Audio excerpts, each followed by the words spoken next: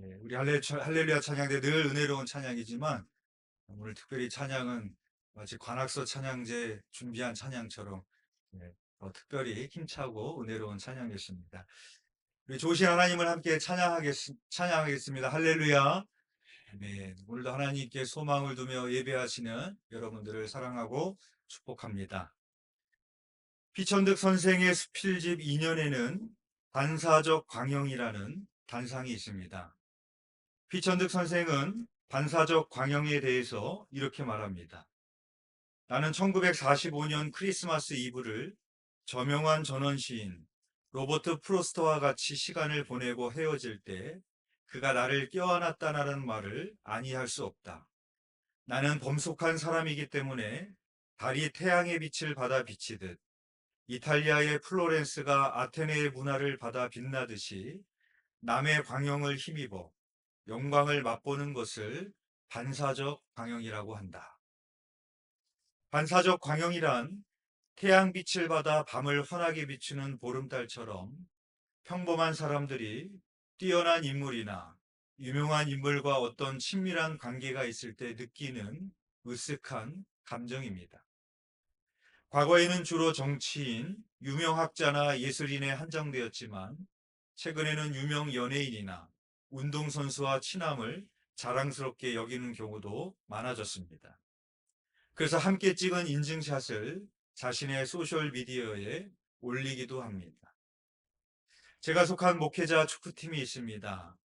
얼마 전에 축구선수였다가 지금은 예능 프로와 유튜버로 활발하게 활동하고 있는 조원희 선수가 저희가 경기하고 있는 축구장에 왔었습니다.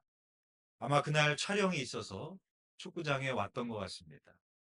그날 저희 목회자 축구팀이 조은희 씨와 같이 사진을 찍겠다고 벌떼처럼 몰려들어서 너도 나도 사진을 찍었습니다. 사진을 하나 준비했는데요. 조은희 씨 주변에 다 목사님들입니다. 아마 여러분 중에 축구선수 조은희 씨를 모르시는 분도 계실 겁니다. 안정환이 온 것도 아닌데 저렇게 유명인이 왔다고 벌떼처럼 몰려서 같이 사진을 찍고 자신의 SNS에 인증샷을 남기는 것을 봤습니다. 그만 보여주셔도 됩니다. 네. 피천득 선생 같은 훌륭한 분도 수필에서 프로스트 작가를 만났다는 자랑스러운 사실을 다음과 같이 털어놓았습니다. 사람은 저 잘난 맛에 산다지만 사실은 대부분의 사람들은 남 잘난 맛에 사는 것이다. 이 반사적 광영이 없다면 사는 기쁨은 절반이나 감속할 것이다. 라고 말합니다. 피천득 선생은 사실 대부분의 사람들은 자기 잘난 맛에 사는 것이 아니라 남 잘난 맛에 산다는 것을 예리하게 지적하면서 범인들의 부끄러운 속내를 들추었습니다. 우리는 종종 학연, 지연 등의 인연에 뿌듯해합니다. 남의 영광에 기대어 나의 영광을 맛보는 반사적 광영에 익숙해져 있습니다. 대부분의 사람들이 으쓱하며 즐기는 반사적 광영이 이 정도에서 그친다면 나무랄 건 없습니다. 왜냐하면 인간 본성의 일부가 발현한 것이기 때문입니다. 그런데 이른바 마당발이라는 사람들 중에는 반사적 광영이 일상화된 중독 증세를 보이는 사람들도 상당수 존재합니다. 그런 사람과 대화를 하다 보면 자신의 이야기보다는 자신이 쌓은 사회적 네트워크나 반사적 광영 인사와의 절친함을 이야기하는 데 열을 올립니다. 그런데 문제는 반사적 광영의 원천이 자신에게 좀 서운하게 대할 때는 그 절친함이 급변해서 독설로 가득한 험담과 가십으로 바뀌기도 한다는 것입니다. 더더욱 문제가 되는 것은 반사적 광영의 원천을 이용해 자신의 배를 불리려 한다는 것입니다. 대한민국의 정치판을 흔들어 놓았던 명태균 씨가 대표적인 예입니다. 명태균 씨는 대통령과 영부인과의 친분을 자랑하면서 반사적 광영의 원천을 이용해 자신의 배를 불리려고 했습니다. 그리고 구속 기로에 놓이게 되자 오히려 반사적 광영의 원천을 비방하고 협박하는 수준에 이르게 되었던 것을 우리는 보게 되어집니다. 우리는 세상을 살아가는 동안 저마다 자신이 자랑스럽게 생각하고 닮고 싶어하는 인물들이 있습니다. 인생의 좌표로 삼을 수 있는 인물을 롤 모델로 삼아서 그분들이 가졌던 사상이나 인생관, 업적 등을 모델로 삼아 본받고 싶어 합니다. 피천득 선생은 자신이 도산 안창호를 흠모하여 그의 모자와 단장을 닮고 싶어 했던 경험을 다음과 같이 자랑스럽게 이야기합니다. 선생이 잠깐 방에서 나가신 틈을 타서 선생의 모자를 써보고 나는 대단히 기뻐했다. 그 어느 날 나는 선생이 짚으시던 단장과 거의 비슷한 것을 살 수 있었다. 어떤 친구에게 그것을 선생이 주신 것이라고 뽐냈더니 그는 애원하던 끝에 한턱을 단단히 쏘고 그 단장을 가져갔다. 피천득 선생은 반사적 광영에 대한 자신의 욕망을 솔직하게 고백하면서도 그것이 단순한 모방이 아니라 안창호의 정신을 이어받고 싶은 마음에서 비롯된 것이라고 말을 합니다. 진정한 반사적 광영이란 남의 영광을 이용해 자신을 돋보이게 하는 것이 아니라 남의 정신을 이어받고 싶은 마음에서 비롯되어야 되는 것입니다. 그래서 우리는 그 반사적 광영을 통해 배우고 성장하고 발전할 수 있습니다. 세월이 흘러가면 우리가 한때 열광하던 반사적 광양도 노쇠하여 무대로 사라지고 맙니다. 그러나 우리에게는 사라지지 않는 영원한 반사적 광영의 원천이 있습니다. 그것은 바로 예수 그리스도십니다. 피천득 선생은 한때 프로스트 시인을 만나고 그와 한번 포옹했다는 것을 감격스러워했습니다. 그리고 안창호 선생의 모자를 한번 써보고 대단히 기뻐했습니다. 그러나 예수님은 포옹이나 모자 한번 써본 정도가 아니라 우리와 평생 동행해 주시는 분입니다. 우리는 우리의 반사적 광영의 원천이 되시는 예수님 때문에 어깨가 으쓱해지셔야 되고 어깨에 힘이 들어가셔야 됩니다. 그리고 다른 사람들을 만날 때마다 예수님의 친분을 자랑하고 싶으셔야 됩니다. 그리고 그 예수님을 닮아가야 됩니다. 오늘 본문인 이사야 60장은 이스라엘이 맞을 궁극적인 승리의 영광, 나아가서 하나님의 백성이 맞이할 최후 승리의 영광이라는 벅찬 메시지를 전하고 있습니다. 오늘 보면 이사야서 60장 1절의 말씀 우리 함께 봉독하겠습니다. 시작. 일어나라 빛을 발하라 이는 내 빛이 이르렀고 여호와의 영광이 내 위에 임하였음이니라. 아멘. 하나님은 당신의 이스라엘 백성 이스라엘에게 일어나 빛을 발하라고 명령하고 있습니다. 그러나 사실 지금 이스라엘은 빛을 발할 수 없는 상태에 처한 자들입니다. 그것을 말해주고 있는 대목이 바로 전장인 이사야서 59장 9절에서 10절에 이렇게 말씀을 하고 있습니다. 그러므로 정의가 우리에게서 멀고 공의가 우리에게 미치지 못한즉 우리가 빛을 발하나 어둠뿐이요 밝은 것을 발하나 캄캄한 가운데 행함으로 우리가 맹인같이 담을 더듬으며 눈 없는 자같이 두루 더듬으며 낮에도 황혼때같이 넘어지니 우리는 강장한 자 중에서도 죽은 자 같은지라 라고 말하고 있습니다. 그들은 빛을 발하나 어둠뿐이고 밝은 것을 발하나 캄캄한 가운데 행하며 맹인같이 담을 더듬는 죽은 자와 같다라고 말하고 있습니다. 그런데 어찌 이런 사람들이 빛을 발할 수가 있겠습니까? 따라서 여기서 말하고 있는 내 빛은 그들 스스로 밝히는, 그들이 스스로 만들어낼 수 있는 빛이 아니라 여호와를 통해서 그들에게 분여해 주신 빛을 의미하는 것입니다. 그래서 그 다음에 나오는 말씀이 여호와의 영광이 내 위에 임하였음이라 라고 말씀하고 있는 겁니다. 거울 같은 반사체에 빛이 이르면 빛은 반사되고 그로 인해 주변이 밝아지게 됩니다. 즉 이스라엘은 하나님의 영광을 누리고 하나님의 빛을 반사하는 반사적 광영을 누리는 존재가 되었다라는 것입니다. 하나님의 구속함을 받은 하나님의 백성들이 하나님께서 비추시는 광명으로 인하여 빛 가운데 거할 뿐만 아니라 이를 세상에 반사하는 영광스러운 삶을 살게 될 것임을 말씀하고 있는 것입니다. 하나님께서는 1절에서 두 가지를 명령하십니다. 첫 번째는 일어나라. 그리고 두 번째는 빛을 발하라라는 것입니다. 즉 이전까지는 어둠에 속하여 잠든 자였다는 것입니다. 어두움이 가득한 캄캄한 밤중에는 누워 잘 수밖에 없지만 아침에 광명한 태양이 비칠 때는 일어나 활동하게 됩니다. 즉 전에는 빛과는 동떨어진 매우 암울한 상태에 있었지만 이제는 하나님의 영광이 이르렀고 어두움이 사라지게 되었고 일어나 그 빛을 발하라는 명령입니다. 이어서 2절 말씀 우리 봉독해 보겠습니다. 시작. 보라 어둠이 땅을 덮을 것이며 캄캄함이 만민을 가리려니와 오직 여호와께서 내 위에 임하실 것이며 그의 영광이 내 위에 나타나리니. 아멘.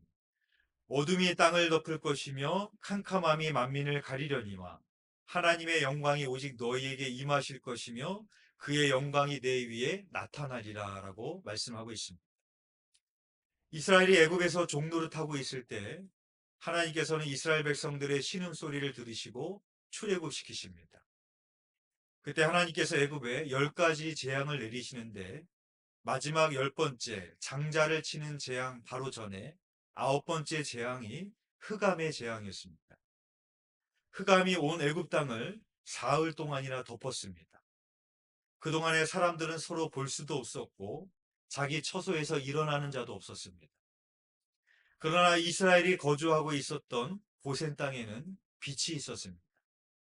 즉 이스라엘 자손이 거주하고 있던 곳과 애굽 사람들이 거주하고 있던 곳이 완전히 극과 극의 대조를 이루게 된 것입니다. 이스라엘 사람들이 거주하였던 고센 땅은 애굽 전역에 비한다면 매우 좁은 땅입니다. 하지만 애굽 땅에는 어둠이 있었고 고센 땅에는 빛이 있었습니다. 빛으로 이 땅에 오신 예수 그리스도는 거대한 로마에 오신 것이 아니라 작고 작은 팔레스타인 땅에 그리고 베들레헴의 말구유에 오셨습니다.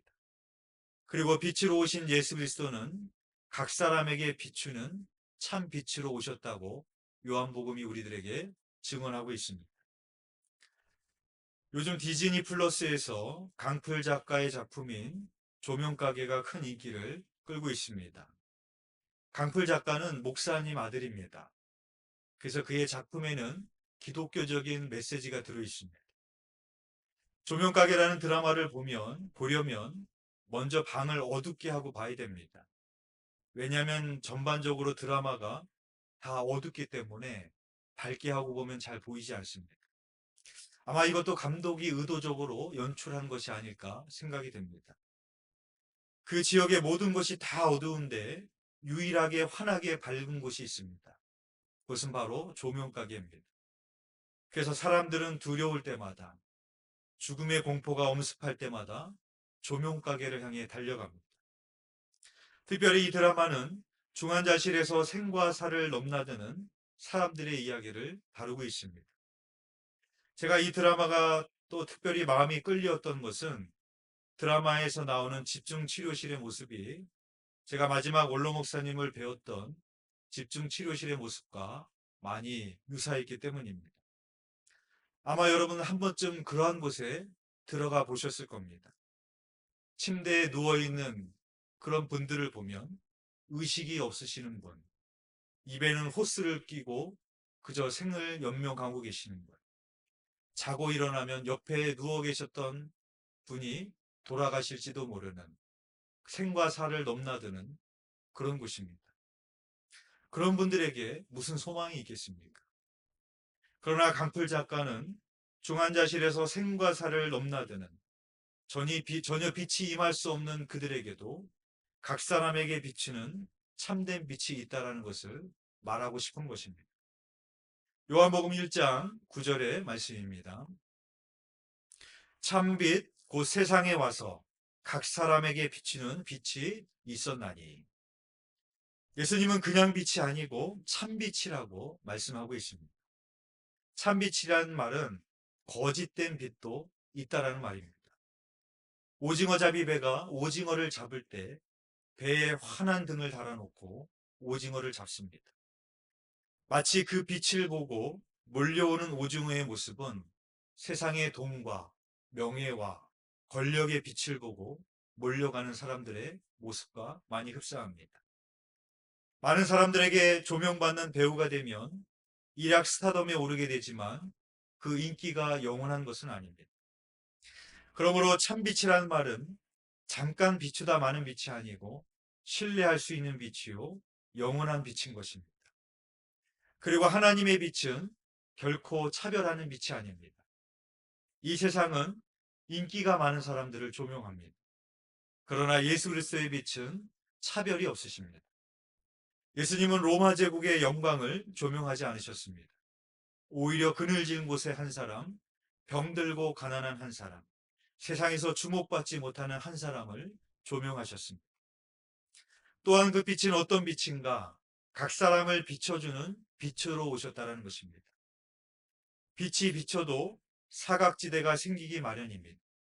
즉, 빛이 닿지 않는 곳이 생길 수 있습니다. 그러나 참빛이 우리들 각자에게 비춘다는 의미는 하나님의 사랑은 사각지대가 없다는 것입니다. 하나님의 사랑의 방식은 인류 전체를 사랑하기도 하시지만 우리들 한 사람 한 사람을 주목하고 우리와 인격적인 관계를 맺으시며 우리들 각자를 사랑의 빛으로 비추어 주시는 것입니다. 우리 이어서 3절의 말씀 함께 읽어보겠습니다. 시작. 나라들은 내 빛으로 왕들은 미치는 내 광명으로 나아오리라. 아멘. 사울은 그리스도인들을 잡아다가 감옥에 가두기 위해서 다메섹을 향하여 가고 있었습니다. 그런데 호련히 하늘로부터 빛이 사울을 둘러 비추었습니다. 그 시각은 정오였습니다. 어느 때보다도 더 강렬하게 비추는 태양이 강렬하게 비추는 시간입니다. 그 시간에 사울을 비췄다는 것은 주님의 참된 빛이 사울을 비췄다는 것입니다. 사울은 교회를 핍박하고 예수님을 핍박하던 사람이었습니다. 그런 사울에게도 참된 빛이 비추게 된 것입니다. 사울은 땅에 엎드러질 수밖에 없었고 사흘 동안 보지도 못하고 먹지도 못했습니다. 그러나 하나님께서 아나니아라는 제자를 보내셔서 사울의 눈을 다시 뜨게 하셨고 사울을 하나님의 택한 그릇으로 삼아주십니다. 사울은 히브리인 중에 히브리인이요 바리새인 중에 바리새인이요 율법에 능통한 사람이고 가말리엘 학파의 한 사람이었습니다. 그러나 사울은 참빛이 대신 예수 그리스도를 만나기까지는 교회를 핍박하던 사람이었습니다. 그러나 참빛이 사울에게 비춰졌을 때 이제는 사울은 자기의 생명을 다해 그 참빛을 반사하면서 그 참빛을 전하는 사도로서의 삶을 살았을 때 수많은 사람들이 그 빛 가운데로 나오게 되었던 것입니다. 평범한 직장인의 일상을 그린 다시 시작이란 책이 있습니다. 작가 강태양은 그의 글 한마디 할게에서 이렇게 말합니다. 집이 좀 빵빵하다고 돈 자랑하고 다니는 사람, 대기업의 연봉이 좀 세다며 여기저기 유세 떠는 사람, 여자에게 인기 좀 있다고 어깨에 힘주고 다니는 사람, 내 말 똑바로 들어라. 니들에게 딱 한마디만 할게. 우리 친하게 지내자. 작가는 힘있고 빼기는 사람과 친해지기를 원하는 사람들의 심리를 솔직하고 재미있게 표현한 겁니다. 사람들은 힘있고 인기 있는 사람들의 반사적 광영을 얻고자 합니다. 그러나 정말 우리가 가깝게 지내야 될 분은 누구이겠습니까? 시편 73편 28절 말씀입니다. 하나님께 가까이 함이 내게 복이라. 성경은 우리가 가까이 해야 될 분이 하나님이라고 말씀합니다. 우리가 연약할수록, 외로울수록, 미래가 불확실할수록, 두려움이 찾아올수록 하나님은 언제나 우리에게 복이 되어 주십니다. 우리 영혼의 SNS에는 유명한 정치인이나 연예인과 함께 찍은 사진이 아니라 나를 향해 미소 짓고 계시는 예수님과 치즈하면서 찍은 인증샷이 가득하셔야 됩니다. 바라기는 밀물과 썰물처럼 왔다가 사라지는 사람의 영광이나 명예가 아닌 예수님의 빛나는 광명이 나에게 반사되어 다른 사람에게 그 빛을 비추시는 저와 여러분이 되시기를 주님의 이름으로 축원드립니다. 기도드리겠습니다. 사랑과 은혜가 풍성하신 하나님 아버지, 2024년 한 해를 마무리하며 권력이 우상이 되어서 권력을 지키려는 자, 권력을 빼앗으려는 자의 그 정쟁 가운데 있는 대한민국의 현실을 봅니다. 많은 사람들이 권력을 위하여, 물질을 위하여, 명예를 위하여, 인기를 위하여 그 빛을 보고 향하여 달려가지만 결국에는 그 빛으로 인하여 침몰하게 되는 것을 보게 되어집니다. 하나님 또한 우리 또한 우리는 어떠한 빛을 향해서 나아가고 있는지 보게 하여 주시옵시고 우리에게 비춰주시는 참빛, 그 예수 그리스도의 참빛으로 말미암아 우리가 평안을 누리고 영원한 생명을 누리며 또 나의 주변에 또 이웃들에게 열방을 향하여 그 빛을 일어나 발할 수 있는 빛의 성도들이 될 수 있도록 사용하시고 축복하여 주시옵소서. 주님께서 그렇게 이루시고 함께하여 주시는 믿사오며 예수 그리스도의 이름으로 기도드렸사옵나이다.